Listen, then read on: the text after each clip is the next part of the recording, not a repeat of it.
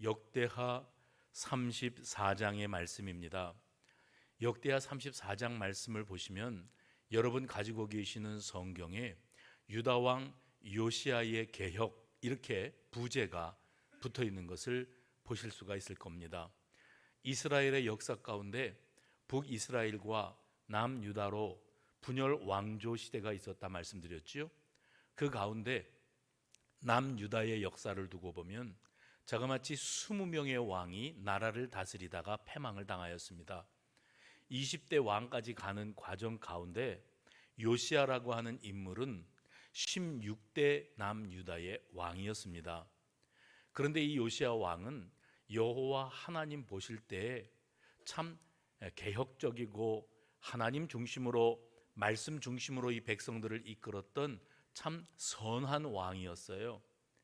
특별히 유다의 20명의 왕 가운데에 단 3명의 왕만이 아무개가 다윗의 길로 행하였더라 그랬거든요. 다윗의 길로 행한 왕이라고 하는 선언을 받았던, 인정을 받았던 왕은 여호사밧 왕, 히스기야 왕, 그리고 오늘 이 요시야 왕, 단 3사람뿐이라는 겁니다. 그래서 이 요시야 왕의 사역은 하나님 보실 때에 이 백성들이 하나님으로부터 멀어지고 우상 숭배에 빠져서 하나님의 백성으로서의 자기 본분과 사명을 다하지 못하고 있을 때에 저들에게 하나님 중심의 신앙을 다시 심어주고 하나님께로 돌아가야 된다 하는 사실을 이 탁월한 리더십을 통해서 보여줬던 왕이라고 말씀드릴 수가 있습니다. 여러분 알고 계시는 것처럼 하나님께서 아브라함에게 찾아가셔서 언약하시고 축복하셨지요. 아브라함의 아들 이삭에게 그 축복과 언약이 승계되어집니다. 그 이삭에게 주어진 축복이 야곱에게로 또 승계되어집니다. 그 과정 가운데 되어진 사연들은 창세기에 아주 상세하게 잘 기록되어 있죠. 그리고 야곱에게는 12아들이 있었습니다.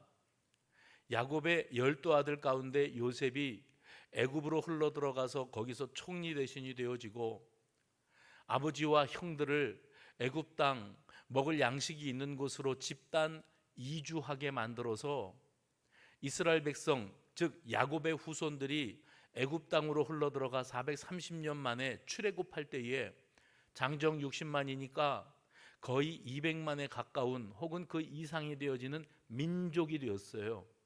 그 이스라엘 족장이라고 하는 이스라엘이라고 하는 이름을 가진 족장이 이끌어가는 한 부족이 애굽 이집트로 이주해 내려가서 400년이 조금 넘는 시간 속에서 200만 명이 되는 민족이 되었다.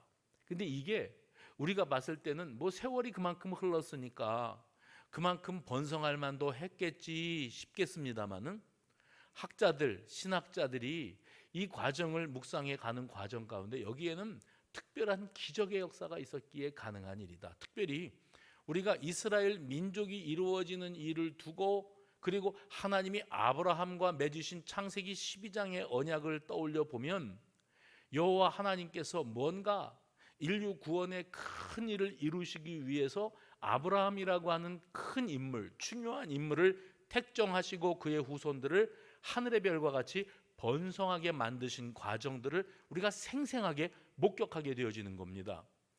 그런데 그 이스라엘 백성들이 출애굽을 한 다음에 40년 광야 세월을 지나고 요단강을 건너서 가나안 땅에 들어섭니다. 그 가나안 지경은 일찍이 하나님께서 아브람이었던 아브라함을 그 땅의 주인으로 허락하시고 하나님이 그에게 주셨던 땅이었어요.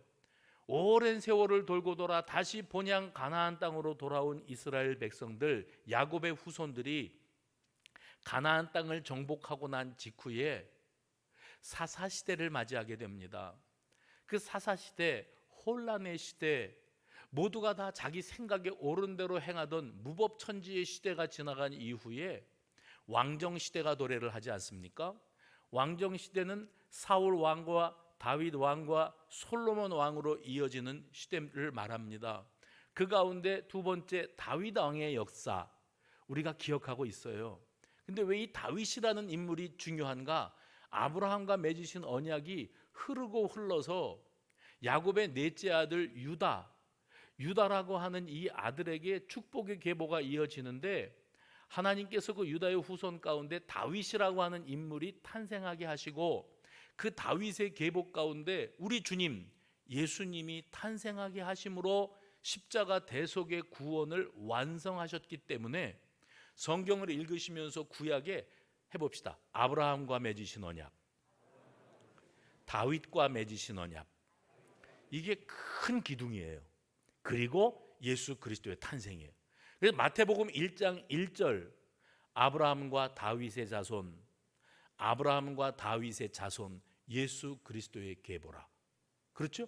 아브라함과 다윗의 자손으로 오신 예수님이라고 하는 사실을 마태복음 1장 1절 신약의 첫 구절에 말씀하시므로, 구약에 이루어졌던 모든 장면과 등장하는 인물들과 사건들이 그냥 역사 속에 일어나는 우연의 산물이 아니고 하나님의 치밀한 계획, 하나님이 디자인해 놓으신 인류 구원의 이 놀라운 역사를 이루시기 위한 하나님의 구원 계획이 이러한 과정, 이러한 인물들을 통해서 이루셨다 하는 것을 만천하에 드러내는 겁니다. 그 가운데 아브라함이 있고 다윗이 있어요. 다윗이 왜 그렇게 중요한 인물인가? 다윗은 여호와 하나님의 마음에 합한 사람이라, 이런 호칭을 받았습니다.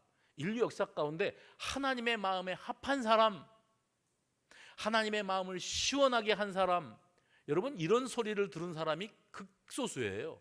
다윗이 하나님의 마음에 합한 사람이라는 소리를 들었던 이유가 무엇인가? 그는 어린 시절부터 남다른 신앙으로 무장되어 있었던 것을 기억합니다. 골리앗, 블레셋 장수 골리앗과의 싸움, 그로 말미암아 세운 나라와 민족을 위한 혁혁한 공로, 이런 것을 뒤로 하더라도 하나님께서 그 다윗이 너무 귀해서 그를 위대한 왕으로 등극시키지 않으십니까? 다윗이 마음 가운데 열정이 있었다니까요. 뭐냐면 내가 여호와 하나님을 얼만큼 사랑하는지 하나님 앞에 저 레바논에서 백향목을 실어다가 그것을 끊어서 성전 기둥을 삼고 자재를 만들어 하나님 앞에 성전을 지어 바쳐야겠다. 성전 봉헌을 하겠다고 서원할 때 하나님이 아서라 말하라, 내가 너의 손을 통해서는 성전을 받지 않을란다. 네 아들 솔로몬을 통해서 내가 성전을 짓게 할 거야. 대신에 너는 성전 지을 준비를 완벽하게 갖추어 놓거라. 그리고 나는 너의 마음만 받겠다. 네 중심이 나를 향하여 얼마나 진실하고 뜨거운 마음인지를 내가 알기 때문에 내가 너에게 복을 내리겠다 하시면서 주셨던 축복과 언약이 다윗 언약이에요.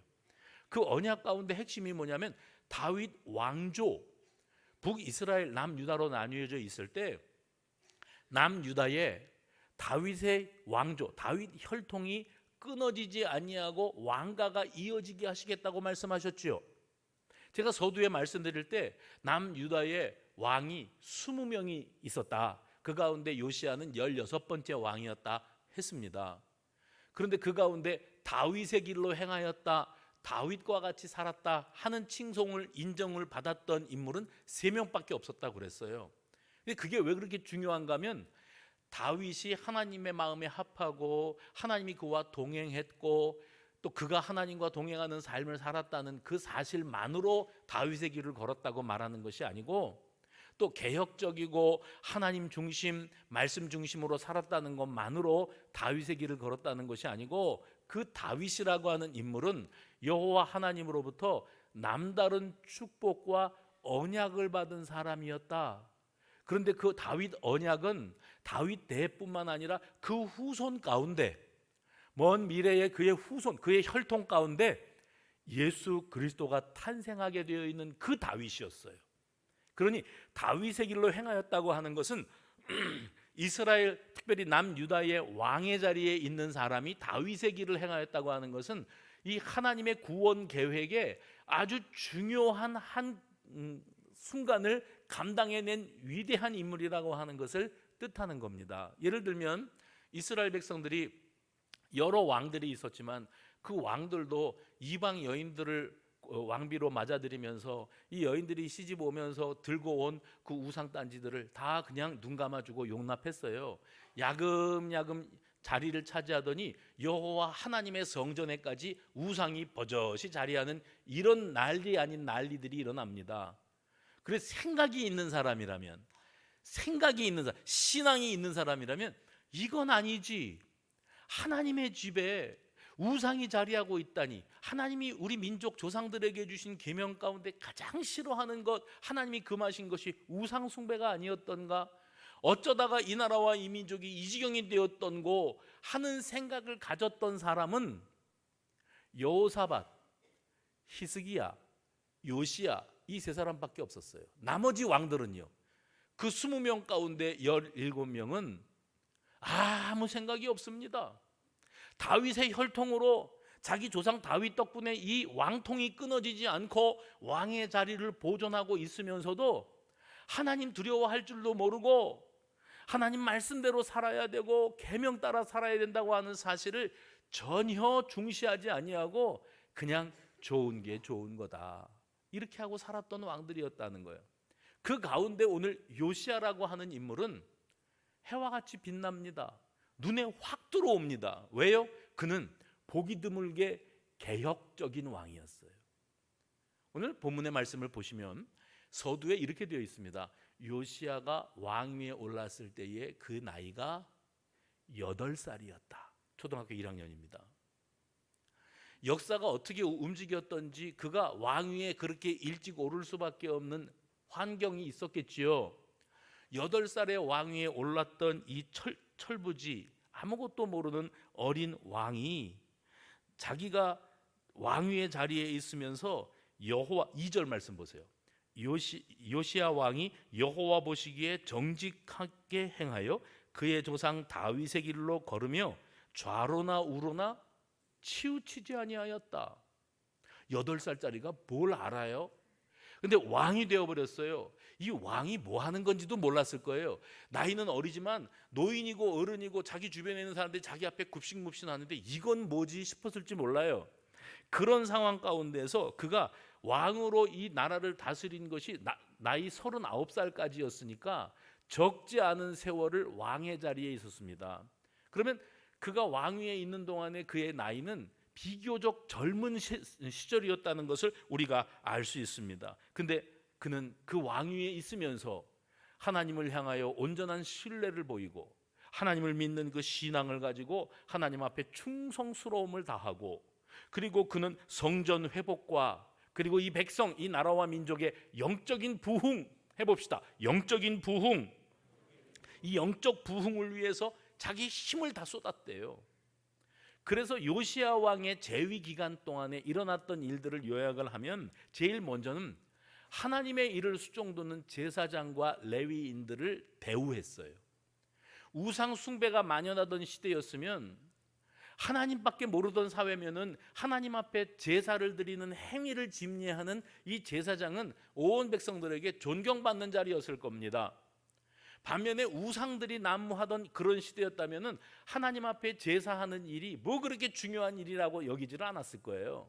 그러니 제사장이 제사장 대우를 못 받고 제사장 답지도 못했는데 제사장과 레위인들, 성전을 수종두는 사람들이 요시야가 왕이었을 때는 대접을 받았어요. 인정을 받았어요. 높임을 받습니다. 게다가 그는 우상 숭배의 잔재들을 완전히 뿌리 뽑는 결단을 실행에 옮겼습니다. 근데 이 일을 할 때가 몇 살이었다고요? 8살에 왕위에 올라서 8년이 지났을 때 그가 자기 정체성을 회복하고 이 일을 시작했어요. 16살입니다. 고등학교 1학년이나 2학년짜리, 아직도 미숙하고 세상 물정 모르고 왕으로서 권위 있게 이 나라와 백성들을 다스리기에는 너무 부족한 나이였습니다. 그랬던 그가 아까 말씀드렸죠. 31년간 재위했어요. 8살에 왕이 돼서 31년간 왕으로 있고 39살에 왕의 자리에서 내려왔는데, 그가 젊은 왕이었지만 그 나이 어린 왕이 하나님 보실 때에 정직히 행하였고 이 민족들이 하나님의 백성으로서의 자기의 본분을 망각하고 우상 숭배에 빠져 있었을 때 그 우상들을 다 거두어서 깨뜨리고 부숴버리고 가루를 만들어 버렸대요. 왕이 한 일입니다. 그런데 우리가 볼 때에 여기 3절 말씀 보시면 8살에 왕이 된 요시야가 왕이 된 지 8년이 되었을 무렵 나이 16살 되었을 때에 그의 조상 다윗의 하나님을 비로소 찾고, 그의 조상 다윗의 하나님을 비로소 찾고. 그래, 청소년 시기가 참 중요한 거지요. 내가 누군가를 생각했어요. 나는 이 나라의 왕이다. 근데 내가 왕이 될 만한 제목이고 그릇인가? 아니다. 내가 태어나 보니 다윗의 후손으로 태어나서 차례가 되어서 왕이 되었다. 8살에 왕이 돼서 16살, 이제 자아 성찰이를 조금 하기 시작하고 주변을 살피기 시작하고 자기의 위치를 생각할 줄 아는 16살 나이가 되었을 때 그가 비로소 하나님을 찾고 그랬어요. 자기 정체성을 찾기 시작했다는 거예요. 내가 다스리는 이 이스라엘 백성, 이스라엘 민족이 어떤 민족인가? 그들은 어떤 과정을 통해서 여기까지 흘러왔는가? 그러면 애굽 시대로부터 시작해서 광야 시대, 출애굽하고 광야 시대, 그리고 가나안 정복 시대, 사사 시대를 지내서 왕정 시대가 지나고 솔로몬 왕 이후로 분열 왕조 시대가 되어서 남유다의 왕이 된 16번째 왕이 된 나, 16살 먹은 나, 자기 자신을 생각해 보았을 때 이 민족이 어떤 역사를 가진 민족이고 하나님께서 이 백성들을 어떻게 다루셨는지를 생각했을 때 자기의 위치를 깨달았다는 거예요. 그게 뭐냐면 다윗과 하나님이 맺으신 언약의 계승자예요.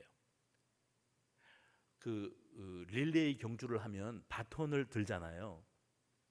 바톤을 뒤에서 오는 주자가 와다다닥 달려와가지고 내 손에다가 쥐어주면 붙잡고 냅다 달려나갑니다. 그래서 내 사명은 어디까지죠? 다음 주자에게까지 이 바톤을 넘기는 데까지예요. 전체 경기를 돌아봐야 되지만 실제로는 이 바톤을 받고 넘기는 중간 주자로서의 내 위치가 굉장히 중요하죠. 왜요? 내가 달려가야 될 길에서 노선을 벗어나도 실격이고 이 바톤을 떨어뜨려도 실격이고 내가 게으름을 떨어서 다른 사람들을 추월하거나 이겨먹지 못하고 내가 꼬레비로 들어가는 것도 그것도 문제가 되고, 그러니까 나는 내 본분과 사명을, 내 몫에 감당해야 될 사명을 감당해내야 되는 것이지만 전체를 놓고 보면 하나님은 나에게 이 다윗 왕가의 계승자라고 하는 바톤을 주셨고 이 일을 내가 후대에까지 넘기는 과정 가운데 내가 내 자리를 지키고 내 본분을 다하여야 된다. 그것은 곧 무엇인가? 다윗이 하나님과 맺었던 언약을 기억하고 다윗이 걸어갔던 그 길, 여호와를 경외하고 한평생을 여호와 하나님과 동행했던 그 길을 걸어야 된다. 그런데 내가 왕이 돼서 보니 이 백성들은 엉망진창이에요. 우상들이 자리하고 이 백성들이 하나님도 섬기고 우상도 숭배하는 이중 생활들을 하고 있어요. 이건 아니다. 나이 어린 왕이었지만 이건 아니다. 그래서 그가 이 잘못되었던 과거를 청산하기로 합니다. 잘못된 건 잘못된 거니까 이걸 청산하고, 그 청산의 과정이 뭐죠? 우상 타파. 지나간 과거 속에 선대 왕들이 허용했던 이 우상 숭배를 다 타파하고 아주 강력하게 드라이브를 건다 그러죠. 강력하게 밀어붙였어요. 뭐를요? 개혁을. 다시 하나님께로 돌아가자. 다시 말씀으로 가자. 우리는 하나님의 백성이다. 어쩌다가 우리가 오늘날 이 지경이 되어 이렇게 변질되고 말았단 말이냐. 이게 요시야 왕이 가지고 있었던 남다른 면모였습니다. 오늘 본문의 이 장면 바로 뒤에 이어지는 장면을 보면 요시야 왕이 성전 수리를 하다가 거기에서 두루마리를 하나 발견했다는 소리를 들어요. 그래서 그 두루마리 책을 펴서 읽는 가운데 그 말씀에 논해도 받고 도전도 감동도 받고 회개도 합니다. 이 일로 말미암아서 이 개혁의 이 기치를 높이 들게 되어지고 이 백성들이 정말 하나님 앞으로 돌아오는 개혁이 시작이 되어지는데, 여러분 요시야 왕이 이 일을 감당하고자 했을 때 나이가 딱 20살이었거든요. 나이가 아직 어리고 세상 경험도 없는 이 어린 왕이 이렇게 강력한 개혁의 드라이브를 걸 수 있었던 이유가 어디에 있었을까? 먼저는요, 요시아라고 하는 이름을 한번 생각해 볼 필요가 있어요. 요시아의 이름의 뜻은 뭐냐면 하나님께서 후원하신다, 하나님께서 지지하신다, 하나님이 밀어주신다. 요시아 왕의 백그라운드는 여호와 하나님이었어요. 내가 하나님 보시기에 기쁘게 살고 이 나라와 백성을 하나님 보실 때의 온전한 모습으로 내가 이끌고 나가겠다고 하는 그 강력한 열망이 있었기 때문에 하나님이 요시야, 내가 밀어줄게, 내가 너와 함께 할 거야, 하나님이 도와주시는 사람이 되었다는 거예요. 또 한 가지, 그가 나이가 비록 어렸지만 이런 청소년기를 거쳐서 또 청년기가 되어서 왕의 노릇을 감당해 나가는 과정 가운데 그가 가지고 있었던 열망이 뭐냐면, 내가 하나님이 보실 때에 하나님의 마음을 시원케 하는 사람으로 한번 살아봐야 되겠다 하는 그런 위대한 결단을 했습니다. 그런데 여러분, 여기에서 우리가 놓치지 말아야 될 게 한 가지 있어요. 그건 뭐냐면, 성경에는 이름이 기록되어 있지 않지만 이 20살 먹은 왕이 나라를, 우상을 타파하고 나라를 하나님 중심의 나라로 다시 되돌려 놓는 과정 가운데 누군가, 이름은 기록되어 있지 않지만 누군가 그를, 아까 하나님이 밀어주시는 것처럼 사람들 가운데에도 그를 밀어주고 격려하고 이 개혁을 강력하게 밀고 나갈 수 있는 힘이 되어주는 조력자, 해봅시다. 조력자.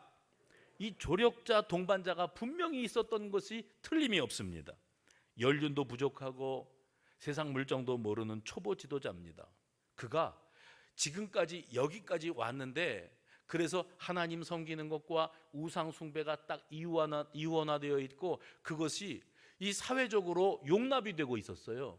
아니 뭐 다 그렇지 뭐 이러는 분위기였는데, 별나게 자기가 이건 아니지, 우상은 다 깨뜨려 버리고 우리가 하나님께로 온전히 돌아가야지 했을 때 분명히 그 사회에서는 저항 세력, 기득권 세력, 거부감을 갖는 자들이 있었을 겁니다. 지금까지 우리 선대 왕 때부터 다 그냥 그런 거로 하고 용납되고 용인되고 다들 그러고 살았어. 근데 네가 뭔데 이제 와서 나이도 어린 것이 왕이 되었다고 우상을 다 깨뜨려 버리고 가루를 만들어 버리고 그리고 하나님께로 말씀으로 돌아가자고 한다고 하면서 그가 하는 일을 반발하고 저항하고 개혁 거부 세력, 개혁되어야 된다는 것을 알지만 개혁을 본능적으로 거부하는 자들이 있었다는 거예요. 여러분, 어느 시대에나 개혁의 필요성은 항상 대두되고 있습니다. 그러나 개혁이 필요하다, 세상을 바라보고 교회를 바라보고 이 정치가 돌아가는 것, 사회가 돌아가는 것을 보면서 혀들은 차요. 이건 아니라고, 이렇게 되면 안 되는 거라고. 그런데 그게 개혁으로 이어지기 위해서는 실제로 혀를 차고 앉아있는 나 자신이 포기할 게 있어야 돼요. 내려놓을 게 있어야 돼요. 그 결단이 없이 개혁되어야 된다고, 세상이 바뀌어야 된다고 백날 말을 해봐야 아무것도 달라지는 것이 없습니다. 왜요? 내가 개혁이 되어야 되는데 나 자신이 개혁될 생각이 없이 남들에게 손가락질만 하고 있으면서 세상이 어떻게 바뀌겠습니까? 개혁 저항 세력, 반발 세력이 있었던 때에 누군가는 기득권을 내려놓고 내가 이 세상이 바로 만들 수 있다면 내가 누리던 영화도 다 포기할 수 있다, 내가 희생하겠다 하는 사람들이 나타나야 이 개혁은 이루어지는 겁니다. 우상 숭배가 만연했던 이스라엘 민족의 현실을 생각해 보십시오. 여호와 하나님만을 섬겨야 되는 이 민족이 여기저기에다가 우상의 산당을 지어놓고 아세라 목상과 아로새긴 우상과 부어 만든 우상들을 자리하게 해놓고 그것들을 숭배하고 있었으니 하나님 보실 때에도 참 기가 막힐 노릇이고, 이제 생각이 있는 왕 요시아가 왕위에 올라보니 이건 대단히 잘못된 것이었기에 다 치워버려라. 우상들은 다 거두어서 박살을 내고 가루를 만들어 버려라. 그리고 우상 숭배를 용인하고 용납했던 자들의 무덤에다 그 가루들을 뿌려버려라. 이렇게 했어요. 그러니까 우상 숭배가 이스라엘 백성들 가운데 아무렇지도 않게 일어날 수밖에 없었던 일에 그 일을 조장했던 자들이 있고, 그 일을 방관했던 자들이 있고, 그 일을 모른 척하고 용인해 주던 자들이 있었어요. 그런 사람들이 과연 가만히 있었겠습니까? 요시야의 개혁에 극렬하게 저항했을 겁니다. 심적으로도 거부감을 가졌을 겁니다. 그럼에도 불구하고 어린 요시야 왕이 강단 있게 밀어붙여 이 민족의 개혁을 완수할 수 있었던 것은, 생각해 보면 반발 세력만큼이나 이 개혁에 동조하고자 하는, 이래서는 안 된다, 그래서 이 개혁에 동조하고자 하는 이들이 만만치 않게 왕을 밀어주고 있었기 때문이라는 거죠. 사도 바울을 생각해 봅니다. 사도 바울에는 평생의 동역자였던 바나바 같은 인물이 있었습니다. 그리고 우리가 알고 있는 것처럼 빌립보라고 하는 도시에 교회를 세울 때에는 결정적인 역할을 했던 사람이 여인이었어요. 자주색 옷감 장사 루디아라고 하는 여인이 있었습니다. 그리고 브리스길라와 아굴라 같은 인물들의 조력이 교회를 세우는데 일조했던 기억을 우리는 가지고 있습니다. 바울은 평생을 복음을 증거하는 주의 종의 길을 걷다가 자기의 사역을 마무리하는, 그러니까 편지글이나 로마서 16장이나 이런 데 보면 자기의 그 사역을 돌아보며 바울이 순교의 피를 흘리지 않습니까? 로마 감옥에서 사람이 죽을 때가 다가오면 본능적으로 이제 내 때가 거의 마무리되어 간다는 것을 알게 되어 있다네요. 바울이 자기의 죽음을 직감하면서 뭐라고 말하는가 하면, 편지를 쓸 때 지금까지 내가 주의 종으로 부름을 받고 그리고 정말 많은 핍박과 환난 속에서 주의 종으로서의 이 길을 걸어오는데, 오늘 이제 내가 순교를 코앞에 두고 돌아보니 이것은 나 혼자 해낼 수 있는 일이 아니었습니다. 나를 위해 기도해 주는 사람들이 그렇게 많았고, 보이게 보이지 않게 나를 후원해 주는 사람들이 있었기에 그들의 기도와 그들의 물질적인 후원, 실질적인 후원과 도움으로 말미암아 내가 이 일들을 이룰 수 있었습니다. 이제 내가 떠나갈 날이 다가오면서 돌아보니 그들에게 정말 고맙습니다 라는 말을 전합니다.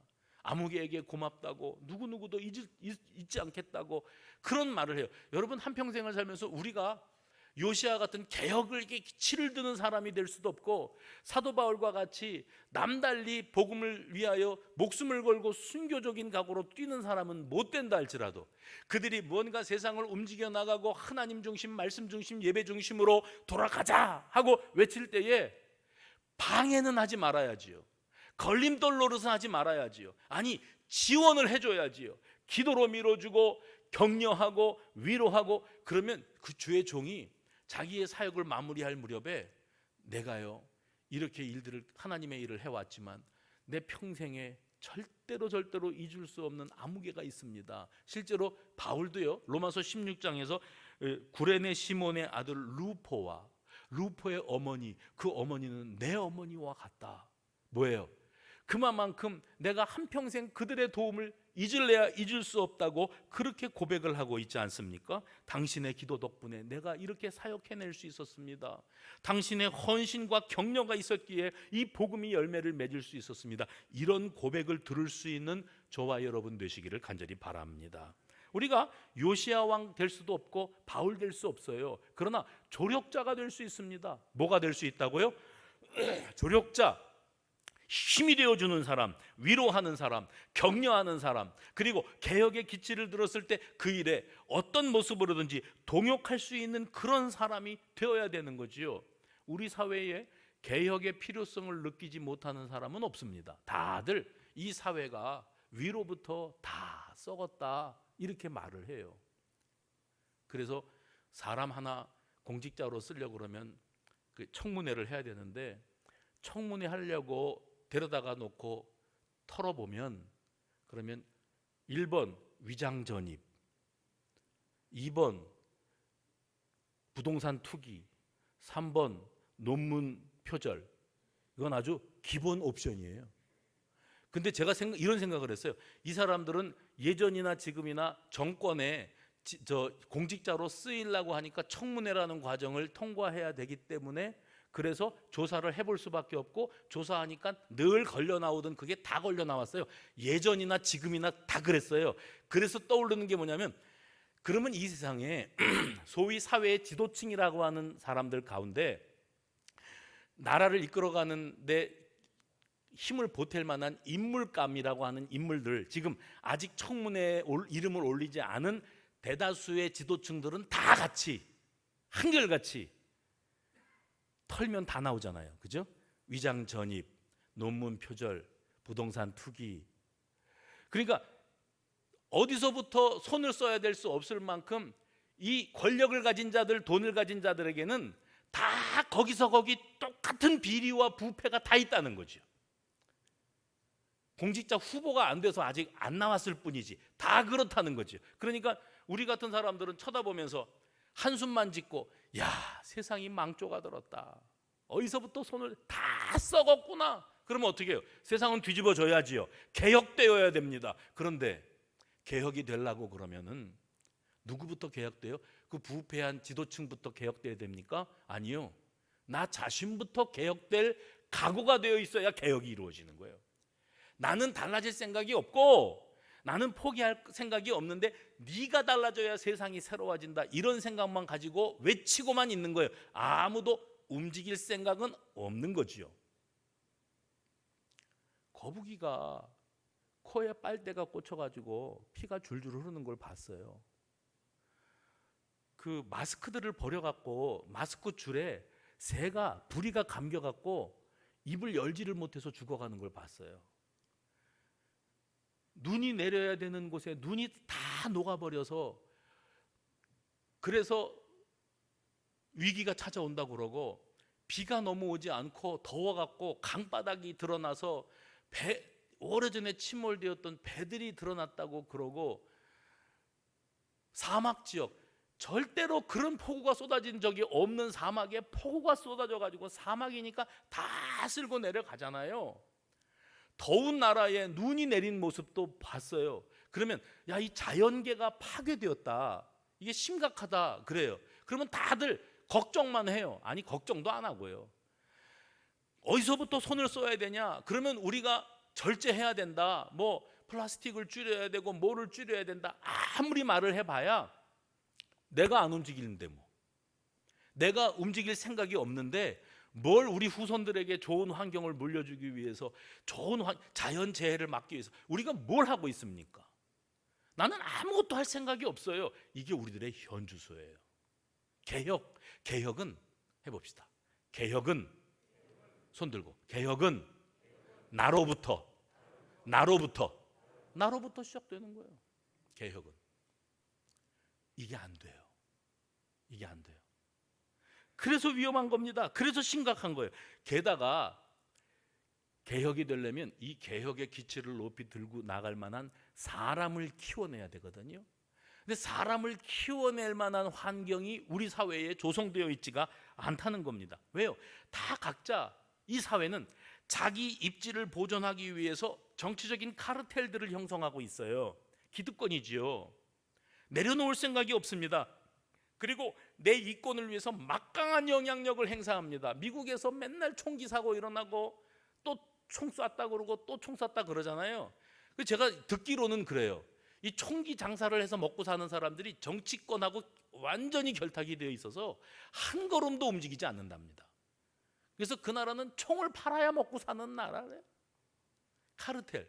그래서 이 부정부패의 카르텔은 위로부터 아래까지 견고하게 엮여 있어서, 여러분, 세상은 뒤집어져야 됩니다, 세상은 개혁되어야 됩니다, 이래가지고서는 다 죽습니다. 아무리 외쳐봐야 아무도 움직이지 않는 걸요. 근데 이게 그냥 정치권이나 뭐 사회를 이야기만 하는 것, 신앙의 영역에서도 똑같아요. 우리가 움직일 생각이 없습니다. 나부터 희생할 각오가 되어 있는가? 내가 내려놓을 준비가 되어 있는가 했을 때, 그렇다, 내가 내려놓겠다, 이 세상이 새로워지고 하나님 중심으로 나가기 위해서 내가 희생하겠다 하는 사람이 있다면 그 사회와 그 교회는 소망이 있는 거예요.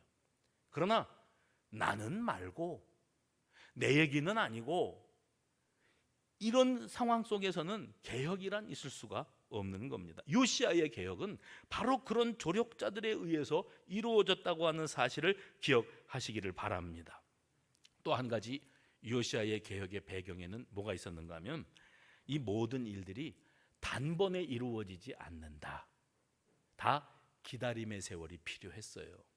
그가 8살의 왕이 돼서 16살이 되었을 때 자기 정체성을 찾았다 그랬죠. 비로소 여호와를 찾았더라. 그럼 하나님이 어떤 분이시고 내 위치가 어떤 건지를 알았어요. 그 다음에 실제로 우상을 타파하는 개혁이 시작된 건 그가 20살이 되었을 때였어요. 그러면 8살의 왕이 돼서 20살이 왕이 될 때까지 12년 정도는 준비하는 기간이었어요. 그렇게 할 만한 준비가 되어지는 기간. 개나리가 가을에 피었다. 이제 곧 눈이 오고 낙엽이 지게 생겼는데 철쭉꽃이 피고 진달래가 산에 폈다. 그걸 뭐라 그런지 아세요? 철부지. 철이 없어요. 예? 철이 없었어. 세상에 때를 분별하지 못해서 그러는 걸 철부지라고 그럽니다. 그런데 신앙적으로 철부지가 있어요. 뭐죠? 때를 분별할 줄을 모르는 거예요. 지금 이때가 어느 때인지 분별할 줄 모르기 때문에 서둘러요. 조급함, 조바심이라는 것이 있습니다. 근데 사탄이 우리를 뒤흔드는 그의 고도의 무기 중에서 이 결정적인 무기가 바로 이 조바심을 갖게 하는 거예요. 근데 우리 하나님은 때를 기다리라고. 우리 하나님은 어떤 하나님이세요? 해봅시다. 길이 참으시는 하나님. 우리를 향하여서도 길이 참으시고 때가 찰 때까지 길이 참으시는 분이 우리 하나님이세요. 그래서 그 하나님을 만난 사람에게는 평강이 있고, 왜요? 하나님보다 앞설 필요가 없어요. 앞설 수도 없어요. 앞서서도 안 돼요. 평강이 있어요. 하나님의 때가 있습니다. 하나님이 이 일을 이루실 때가 있다고 하는 사실을 기억하는 거죠. 요시아가 8살의 왕이 돼서 16살에 하나님을 찾고 20살에 우상타파 개혁을 시작했는데, 사실 20살 나이도 모든 것에 완벽하게 성숙하고 무르익은 나이는 아닙니다. 그런데 그런 생각이 없었던 사람을, 아무 생각 없던 철부지를 생각 있는 사람, 하나님을 경외하고 하나님 두려워할 줄 아는 마음을 품는 사람으로 바꾸어가는 과정 가운데에 주변 사람들의 도움이 분명히 있었다는 거죠. 예레미야 애가 3장 25, 26절 보면 이런 구절이 있어요. 기다리는 자들에게나 구하는 영혼들에게 여호와는 선하시도다. 사람이 여호와의 구원을 바라고 잠잠히 기다림이 좋도다. 기다림의 시간은 내 자아가 깨어지고 하나님의 때를 기다리는 시간입니다. 욥은 욥기를 보면 1장부터 40장까지 있는데, 욥이 하나님의 허용하심으로 말미암아 사탄의 손됨으로 자기의 삶의 기반이 다 무너져 버리죠. 자식 잃고 재산 잃고 가정 잃고 건강 잃고 다 빼앗깁니다. 형편이 없어요. 하나님 살아계십니까? 나한테 왜 이러시는 겁니까? 하나님이 살아계시다면 나에게 이럴 수가 없습니다. 내가 하나님한테 뭘 잘못했습니까? 막 들이대는데 32장까지는 하나님이 아무 대꾸도 하지 않으세요. 그리고 33장에서 말씀하시는데, 하나님이 말씀하시는 그 때로부터, 이게 뭐냐? 회복의 시작은 하나님의 때로부터 시작이 되는 거예요. 기다림은 우리를 정말 하나님의 때를 소망하는 기다림이 진정한 의미가 있는 기다림이라고 하는 사실을 기억하시기를 바랍니다. 그리고 깨닫는 거죠. 하나님은 하나님의 때에 가장 좋은 것으로 채워주시는구나. 요시아는요, 자기 자신이 다윗 언약의 후계자요, 다윗의 길로 행해야 된다고 하는 사실을 깨닫는 기간이 필요했어요. 기다림의 세월입니다. 그리고 나서 하나님의 때가 되었을 때 비로소 개혁의 기치를 높이 들 수가 있었습니다. 그래서 기다림이라고 하는 것은 하나님의 역사가 시작되어지는 출발점인 줄로 믿으시기 바랍니다. 숙성의 때를 기다리십시오. 김치를 담가놨습니까? 지금부터 먹으려고요? 기다려야 됩니다. 매실을 담가 놓으셨습니까? 포도주를 담가 놓으셨습니까? 기다리셔야 됩니다. 언제까지요? 성숙될 때까지 기다리는 거예요. 그리고 드디어 하나님의 역사가 시작될 때 거기에서 여호와 하나님의 주권, 여호와 하나님의 섭리를 보게 될 줄로 믿습니다. 8살의 왕이 올랐고 16살이 될 때까지, 그리고 20살이 될 때까지 기다림의 세월이 지난 이후에 그가 그의 조상 다윗의 하나님을 비로소 찾았고, 재위기간 내내 2절에 보면 여호와 보시기에 정직히 행하여 그의 조상 다윗의 길로 걸으며 좌로나 우로나 치우치지 아니하였더라. 39년 동안 왕위의 자리에 있으면서 모든 게 다 순탄하지만은 않았을 겁니다. 저항 세력도 있었고 빈정거리는 사람도 있었고 노골적으로 회방하는 자들도 있었을 거예요. 그러나 그가 그렇게 이 개혁을 완성할 수 있었던 것은 여호와 하나님 앞에서 자기의 본분과 사명을 다하기 위한 치열한 영적 전쟁을 치러내야 됐다는 겁니다. 하나님의 주권을 인정하고 하나님의 때를 기다리고 우상을 타파하고 우상의 제단을 헐어내고 우상 숭배자들을 처단하고 예루살렘을 정결하게 하고, 이게 다 뭐예요? 원래 모습으로 복귀시키는 겁니다. 이 개혁이에요. 지난 주일날 오후 예배 시간에 강사님이 딱 설교하려고 강단에 섰는데 찬송 한 장 부르면서 뒤에 앉아 계신 분들은 앞으로 나와 앉으라 그러더라고요.